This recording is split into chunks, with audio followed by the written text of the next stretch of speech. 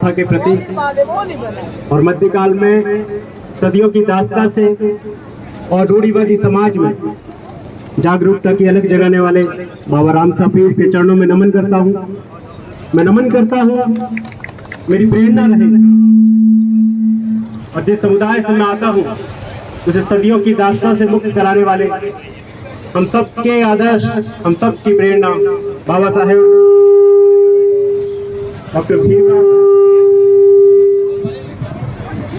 साहेब doctor Bhimrao Ambedkar ji के चरणों में नमन करता हूँ।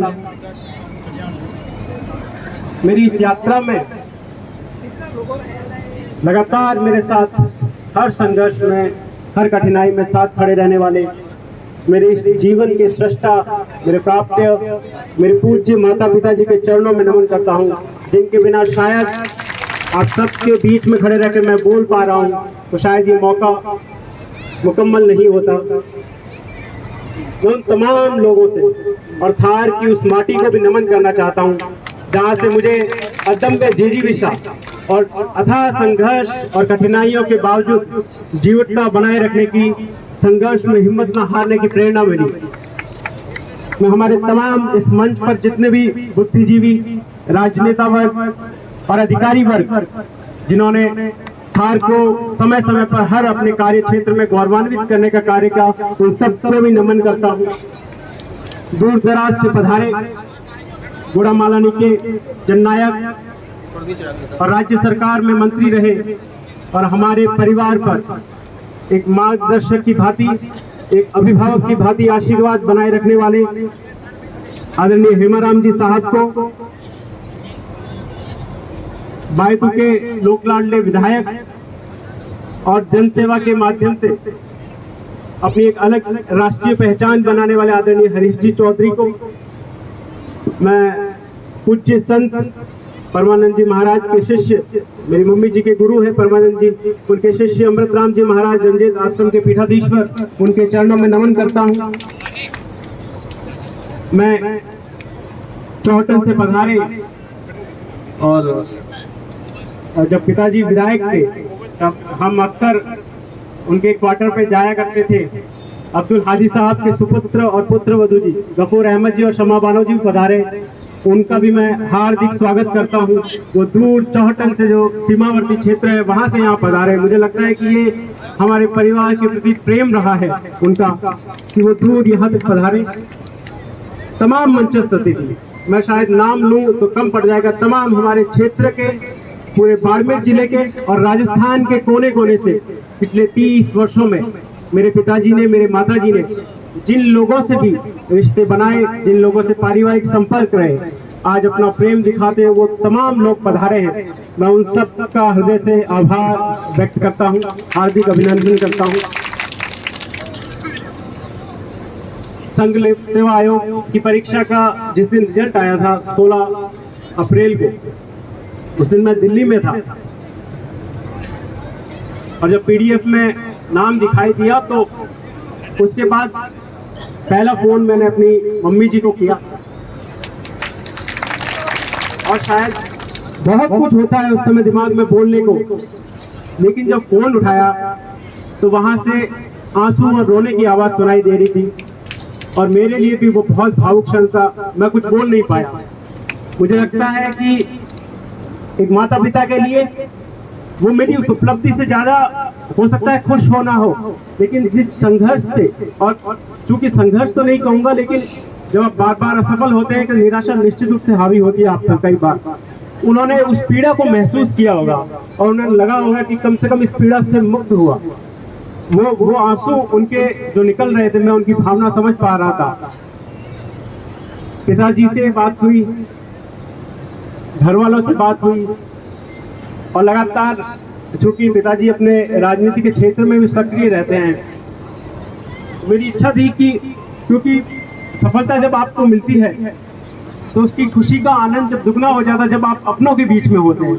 लेकिन मैं वहाँ दिल्ली में अकेला था तो मैंने पिताजी से कहा कि मुझे आना है, लेकिन इनकी अपने कार्य क्षेत्र के प्रति ईमानदारी है।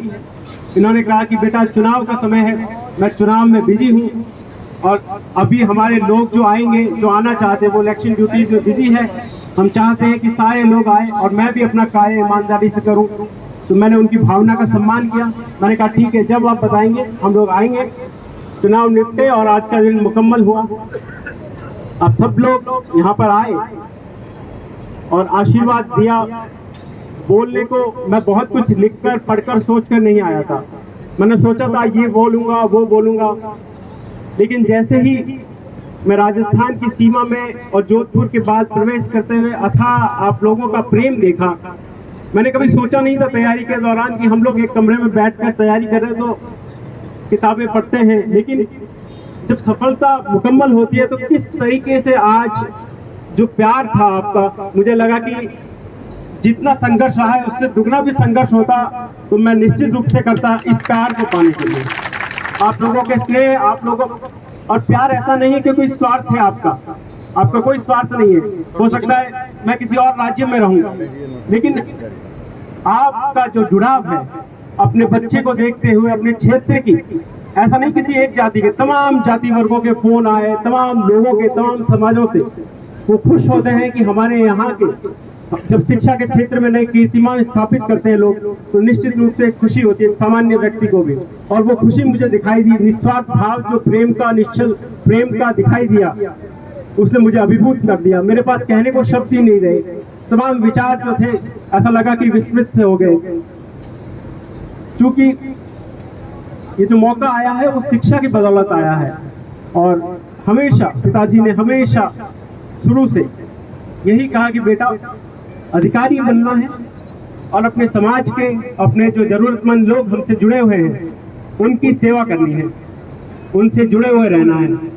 वहीं से नवोदय की यात्रा प्रारंभ हुई, नवोदय विद्यालय में प्रवेश हुआ, और मुझे लगता है कि मेरे करियर में वो एक टर्निंग पॉइंट था। बाड़मेर जिले के विभिन्न क्षेत्रों से वहाँ लोग आते हैं, और जिस तरीके से अलग अलग क्षेत्रों से, बालोतरा से, चौहटन से, शिव से बहुत सारे दोस्त आज आए हुए हैं, उनमें से कई अच्छे अच्छे पदों पर है। तो हम लोगों ने मिलकर जिस तरह की साझा संस्कृति को वहाँ जिया, उसने कॉन्फिडेंस को, व्यक्तित्व में एक अलग निखार लाया, कॉन्फिडेंस को बढ़ाया। तो मैं अपनी इस उपलब्धि का श्रेय अपने नवोदय परिवार को, नवोदय विद्यालय को भी देना चाहूँगा। जितने भी आज मित्र आए हैं नवोदय से, वो सुन रहे होंगे मुझे, मैं उन सबका आभार व्यक्त करता हूँ। तमाम व्यक्ति की जो सफलता होती है, मैं आप सब लोगों का थोड़ा समय लूंगा। मुझे लगता है कि आप सुनने आए हैं और मैं भी अपने दिल की बात थोड़ी खुलकर कहना चाहता हूं, ताकि यहाँ के युवा, यहाँ के जो पेरेंट्स हैं वो भी सीख सके कि एजुकेशन का क्या महत्व है। तो मैं बता रहा था कि व्यक्ति की जो सफलता है, मुझे लगता है कि व्यक्ति की सफलता में उसका योगदान जो है केवल 10% होता है, बाकी 90% उसके परिवेश का, उसके परिवार का, उसके मित्रगणों का, और असफलता के समय उसके साथ खड़े रहने वाले लोगों का होता है। जिस समाज से मैं आया, वहां से मैंने उनकी जो स्थिति देखी, शिक्षा का जो स्तर देखा, मुझे लगता है कि केवल भाषण करने से, केवल मैं ये कहता कि आप शिक्षित बनो तो शायद नहीं बन पाते। मेरे मन में ये था कि मैं कम से कम उनको दिखाऊं कि शिक्षा क्या परिवर्तन ला सकता है, और उसके लिए अगर मुझे समय भी लगा 5-6 साल का, तो मैंने वो किया कि ताकि वो उसका महत्व समझेंगे। क्योंकि हम एग्जाम्पल देने के बजाय, कथनी के बजाय जब हम करनी से साबित करते हैं तो लोग ज्यादा प्रभावित होते हैं। आज युवाओं ने देखा होगा, ये मेरा सम्मान नहीं था। ऐसा मैं पूरन बोलकर पिछली बार भी इंटरव्यू दे चुका था, मैं पिछली बार इंटरव्यू से फेल हुआ, कोई सम्मान नहीं था। वो संघर्ष जो था, मैं उसके बाद की जो जर्नी थी, फिर से यात्रा, ये जो सम्मान हो रहा है वो शिक्षा का हो रहा है, शिक्षा की उपलब्धि का हो रहा है। कल पूरन बुनकर नहीं होगा, सिविल सेवा की परीक्षा में किसी और दलित का, किसी और समुदाय का, ओबीसी का, जनरल कम्युनिटी का, किसी भी जाति वर्ग का व्यक्ति इस क्षेत्र का अगर सिविल सेवा में चयनित होगा तो उसका भी यही सम्मान होगा। और मेरे साथ ही तैयारी कर रहे थे 21 महिषी क्षेत्र के, बिल्कुल ग्रामीण क्षेत्र के, और इसीलिए मैंने अपने संघर्ष को संघर्ष नहीं कहा, क्योंकि मुझे लगता है कि मेरे पास अपेक्षाकृत अधिक संसाधन भी थे। जिस परिवार से मैं आता था वहाँ एक्सपोजर भी था। मैंने अपने साथ ऐसे ऐसे लोग देखे जो सिविल सेवा में सफल हुए, जिनकी पारिवारिक स्थिति आर्थिक रूप से बहुत कमजोर, बहुत ज्यादा कमजोर, जिनकी पृष्ठभूमि जो है हिंदी माध्यम रही। आप जानते हैं कि हिंदी माध्यम का जो रिजल्ट है वो यूपीएससी में कितने रहता है। इस बार 1147 जने थे और केवल 42 जने हम हिंदी माध्यम से सेलेक्ट हुए, केवल 42 जने। उन विषम परिस्थितियों में भी जो लोग दबे कुचले समुदायों से, जो लोग गरीब परिस्थितियों से आकर हैं, वो लगातार मेहनत के दम पर अपना मुकाम पाते हैं। ऐसे ही हमारे श्रीजी क्षेत्र के आशीष पुनिया जी, उनके पिताजी आज पधारे थे, उससे मिले थे, वो ट्रेनिंग में थे, तो आप पधारे हैं। उन्होंने पिछली बार IPS की रैंक हासिल की, मेरे साथ ही थे, एक बार असफल हुए फिर सफल हुए, और इस बार मेरे सारे ग्रुप में से मेरा चयन हुआ। उससे पहले एक और मेरा फ्रेंड था गगन को, उसको IAS हुआ। कहने का अर्थ ये है कि बहुत सारे लोग विषम परिस्थितियों में संघर्ष कर रहे हैं और सफलताओं को अर्जित कर रहे हैं। हमें ये हर समय याद रखना है कि हमारी मुक्ति का द्वार अगर कुछ है तो वो शिक्षा है, और सिर्फ इसलिए नहीं कि IAS IPS बने, आप बिजनेस के क्षेत्र में जाएंगे, आप किसी भी राजनीति के क्षेत्र में पढ़े लिखे नेताओं का समय है। अगर आप जागरूक हैं, पढ़े लिखे हैं, तो विधानसभाओं में, लोकसभाओं में अपने लोगों की आवाज उठा पाएंगे। जिनके हक हुकूक के लिए हम लोग लड़ाई लड़ते हैं, उनकी बात को बड़े तार्किक ढंग से रख पाएंगे। तो मेरा यही कहना है कि जिस तरीके से मेरे माता पिता ने हर समय मुझे शिक्षा के लिए प्रेरित किया, और लगातार विषम परिस्थितियों में जब मैं फेल होता था, मेरी मम्मी जी का मुझे लगता है कि उनका अगर धन्यवाद मैं करूं तो शायद मुझे लगता है कि माँ का धन्यवाद तो आप किसी जन्म में कर नहीं सकते। मैं कुछ भी करता, पढ़ता नहीं पढ़ता, उनके लिए मैं उतना ही प्रिय बेटा होता। लेकिन जितनी विषम परिस्थितियों में मैं असफल हो रहा था, उसके बावजूद उनका एक ही शब्द होता था, मारवाड़ी में कहते हैं, बेटा हियो मत हार जे, हिम्मत मत हार जे। और उसने मुझे लगातार प्रेरित किया कि वो साथ में है, उनका आशीर्वाद साथ में है, और जब माँ का आशीर्वाद साथ में होता है तो आप किसी क्षेत्र में असफल हो ही नहीं सकते। और मैंने ये साक्षात देखा है। इस वर्ष का जब प्री एग्जाम देके मैं आया था, तो मैंने ये बोला था कि शायद उतना अच्छा आशानुरूप नहीं हुआ है, और मैंने पेपर भी चेक नहीं किया, लेकिन मम्मी जी को विश्वास था बेटा होगा, बेटा होगा। और वाकई जब रिजल्ट आया, PDF में दिखा, नाम था, तो मुझे लगता है कि उनका आशीर्वाद था, माता पिता का आशीर्वाद था। आप सब लोग इस बार तो मतलब जिन लोगों की भी पता था कि मैं इंटरव्यू की परीक्षा में शामिल हो रहा हूँ, जितने भी लोगों से मिला, सब लोगों की शुभकामनाएं थी। मुझे लगता है कि उनकी शुभकामनाओं ने ही ये काम किया है कि मैं इस लिस्ट में, इस जगह मुकाम बना पाया। मैं तमाम लोगों का शुक्रिया अदा करना चाहूँगा जिन्होंने विषम परिस्थितियों में, मेरे दोस्तों ने, अगर मैं आज सफल हूँ और जो असफलता के समय जो मेरे साथ खड़े रहे, उनका धन्यवाद ना करूं तो वो शायद अच्छा नहीं होगा। मैं सब लोगों का, जिन लोगों ने भी जिन जिन परिस्थितियों में साथ खड़े रहे, आप लोगों ने बाहर रहने पर आपके सामने खाने की समस्या आती है, इमोशनल सपोर्ट की समस्या आती है, हर दिन ऐसा लगता है कि एग्जाम नहीं निकल पाएगा। उस समय दोस्त होते हैं जो मोटिवेट करते हैं कि नहीं निकलेगा एग्जाम, आपने पहले भी किया है, इस स्टेजों को पार किया है विभिन्न, फिर से निकलेगा। तो उन सब का शुक्रिया अदा करता हूँ। दिल्ली से, हरियाणा से मेरे दोस्त आए हैं, उन लोगों का सम्मान करता हूँ। शिव क्षेत्र से मनोहर दान जी, बहुत सारे लोग, सभी लोग, मैं नाम भी ना लूँ तो सब लोग जानते हैं कि कौन कौन लोग खड़े रहे हैं मेरे साथ, तो सबका मैं शुक्रिया अदा करता हूँ। और युवा जो आए हैं, विशेष रूप से बच्चे यहाँ भी सुन रहे होंगे और सोशल मीडिया के माध्यम से अगर कहीं सुन रहे होंगे, मैं उनसे यही गुजारिश करना चाहूँगा कि आप लोग अपने जीवन में शिक्षा को महत्व दें। सोशल मीडिया का दौर है, नशे वृत्ति की प्रवृत्ति भी बढ़ती जाती है। तो मैं अभी मीडिया बंधु मुझसे सवाल पूछ रहे थे कि इस क्षेत्र में नशे की जो प्रवृत्ति है वो लगातार युवाओं में बढ़ती जा रही है, आप क्या संदेश देना चाहेंगे? मुझे लगता है कि मैं अगर इतने बुद्धिजीवी लोग बैठे हैं और मैं अगर कुछ संदेश दूं तो वो शायद छोटा मुंह बड़ी बात होगी। आप लोग समय समय पर समाज में शिक्षा को लेकर जागरूकता देते रहते हैं, नशे के बारे में बताते रहते हैं। तमाम शिक्षाविद जो आए हैं, अधिकारी वर्ग जो आए हैं, राजनेता वर्ग जो आए हैं, वो हर समय जागरूक करते रहते हैं। लेकिन आज ये मौका है कि मुझे भी अवसर मिला है कि मेरी आवाज थोड़ी दूर तक जा सकती है, वो लोग सुन सकते हैं। तो मेरी भी यही गुजारिश रहेगी कि आप जो कुरीतियां हैं उनको त्यागें, शिक्षा को अपना हथियार बनाएं और कलम के माध्यम से सफलता की नई इबारत खड़ी करें, ताकि आपकी आने वाले युवा पीढ़ी है वो आपसे प्रेरणा ले सके। और जब हम संघर्ष करते हैं, जब लगातार हम किसी बड़े लक्ष्य की प्राप्ति करते हैं, तो कहा है कि great things takes great time. बड़ी चीजें जो है, बड़े लक्ष्य जो है वो बहुत समय भी लेते हैं। तो आपको समय लगेगा, निराशा होगी, कई बार हताशा होगी, कई बार लगेगा कि हमसे नहीं होगा, लेकिन आपको लगातार धैर्य बनाकर, लगातार अपने एक लक्ष्य के प्रति दृढ़ निश्चय बनाए रखना है, परसिवरेंस, पेशेंस और पैशन बनाए रखना है, और निश्चित रूप से आप सब लोग जो है सफलता तय करेंगे। एक शायरी है कि 1000 बरस गिरे, लाख आंधियां आए, वो फूल खिल के रहेंगे जो खिलने वाले हैं। तो जिन फूलों के खिलने का समय आ गया है, कोई भी चाहे आपकी उस उड़ान को रोक नहीं सकता। तमाम आपके विरोधी चाहे, तमाम आपके लोग चाहें, अगर आपने ठान लिया कि मुझे करना है तो आप करके रहेंगे। तमाम लोगों से यही गुजारिश करूंगा कि आज जो ये मुकाम मिला है, प्रेरणा इसके पीछे अगर कोई रहे हैं शिक्षा में तो बाबा साहेब अम्बेडकर रहे हैं। मैं उनके चरणों में फिर से पुनः, आप सब लोग प्रेरित हैं, मुझे कहने की भी जरूरत नहीं, अगर मैं ना भी कहूं तो आप लोग जानते हैं बाबा साहेब ने हमारे लिए क्या किया है, क्या नहीं किया, आप सब लोग वाकिफ हैं। मैं अपनी तरफ से बाबा साहेब अम्बेडकर जी के चरणों में वंदन करना चाहूंगा, और जिस तरीके से उन्होंने संवैधानिक व्यवस्थाएं की हर समाज, हर वर्ग के लिए, वो उसी की मिसाल है कि पिछड़े क्षेत्रों के लोग, पिछड़े समुदायों के लोग आज वहाँ पे भागीदारी कर पा रहे हैं, जहाँ से जरूरतमंदों के लिए हम कलम के माध्यम से कुछ अच्छा कर सकते हैं।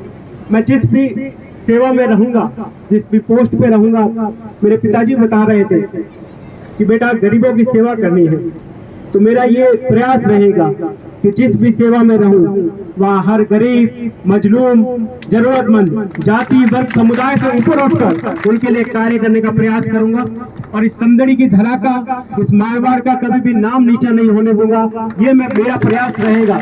हम इंसान है, हमसे गलती हो सकती है, लेकिन मेरा प्रयास रहेगा कि ऐसा कोई कार्य ना करूं कि आप सबका जो है नाम वो नीचा गए, या आपको नीचा देखना पड़े मेरी वजह से।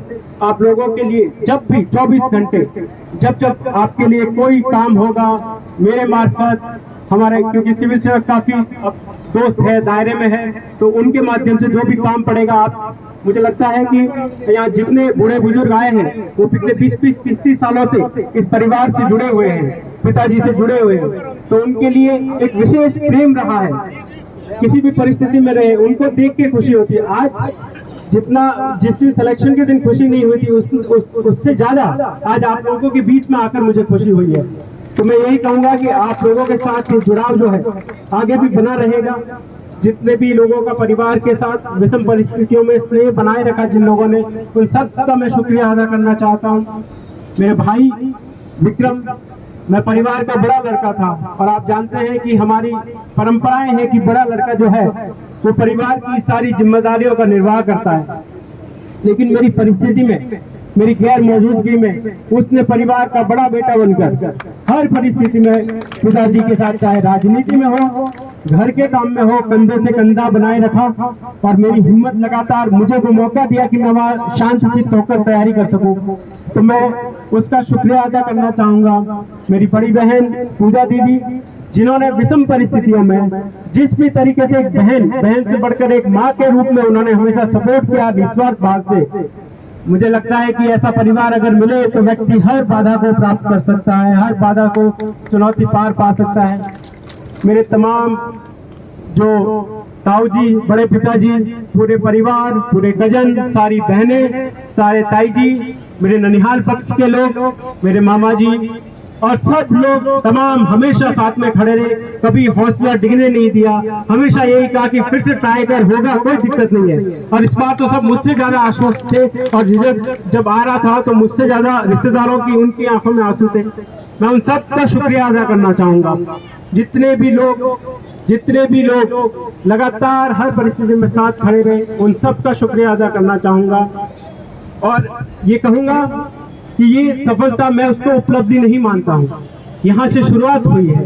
सिविल सेवा में चयन होना उपलब्धि नहीं है। सिविल सेवक बनकर अगर मैं जनता के काम कर पाया, उस दिन मैं उपलब्धि मानूंगा। आज से 20-30 साल पहले अगर बाद में हम लोग मिलेंगे, आप में से कई युवा जब मिलेंगे, तब अगर वो कहेंगे कि नहीं, तुमने गौरवान्वित किया है, तुमने जो है अपनी जो नौकरी थी या जो सेवा थी उसके माध्यम से जो काम करना था वो किया है, तब मैं समझूंगा कि वो उपलब्धि होगी मेरे लिए।